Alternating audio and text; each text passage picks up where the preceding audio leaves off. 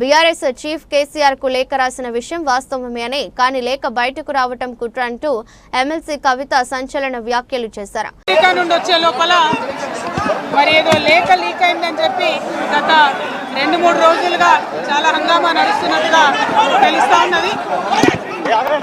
మరి ఈ సందర్భంగా నేను చెప్పదలుచుకున్నది ఒకటే, 2 వారాల క్రితం నేను గౌరవనీయులు పెద్దలు కేసీఆర్ గారికి ఒక లేఖ రాయడం జరిగింది. నేను ఈ విధంగా కేసీఆర్ గారికి ఇదివరకు కూడా నా ఒపీనియన్స్ ఎప్పుడున్నా కూడా లేఖ ద్వారా చెప్పడం జరిగింది.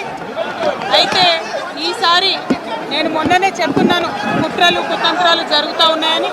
నేను చెప్పిన కొద్ది రోజుల్లోనే మరి నేను అంతర్గతంగా కేసీఆర్ గారికి రాసినటువంటి ఉత్తరం బహిర్గతం కావడం అన్నది, ఇది మరి ఏం జరుగుతుందో అన్నది పార్టీలో ఉన్నటువంటి మనందరం, తెలంగాణ ప్రజలందరూ కూడా ఆలోచించాల్సినటువంటి విషయం. నేను వేరే ఏం విషయాలు చెప్పలేదు.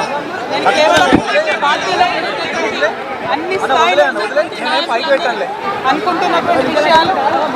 దాదాపు సగం తెలంగాణ నేను ఈ సందర్భంగా ఈ మధ్యలో టూర్ చేసినటువంటి సందర్భంలో తెలంగాణ ప్రజలు అనుకుంటున్నటువంటి విషయాలను మాత్రమే నేను పెద్ద ఎత్తున చెప్పడం జరిగింది తప్పితే నా పర్సనల్ ఎజెండా ఏమీ లేదు.